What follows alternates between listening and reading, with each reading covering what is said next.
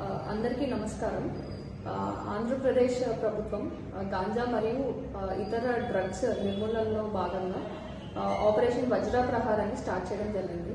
ఇందులో భాగంగా మా ఎస్పీ గారి ఇన్స్ట్రక్షన్స్ మేరకు 1 టౌన్ సిఏ గారు మరియు వాళ్ళ సిబ్బంది ఈ గాంజా అక్రమంగా రవాణా చేస్తున్నారని వచ్చిన సమాచారం మేరకు ఒక ఇద్దరిని అదుపులోకి తీసుకోవడం జరిగింది.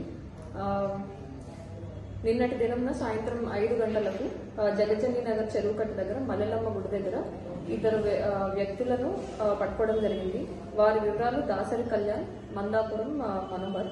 ఇద్దరు బయటపేటలో నివాసం ఉంటున్నారు.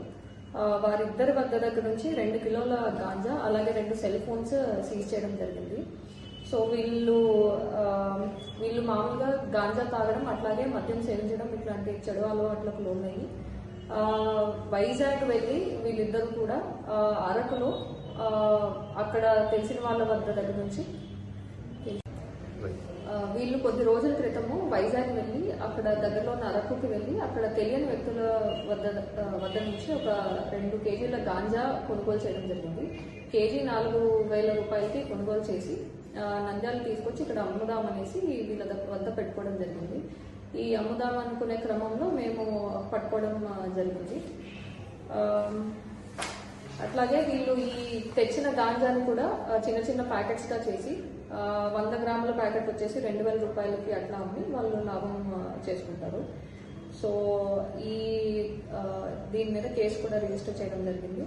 అండ్ ఈ నిందితుల్ని పట్టుకొని ఎఫ్ఐఆర్ చేశారు. 1 టౌన్ ఇన్స్పెక్టర్ గారు అట్లాగే వాళ్ళ సిబ్బందిని అభినందిస్తున్నాము.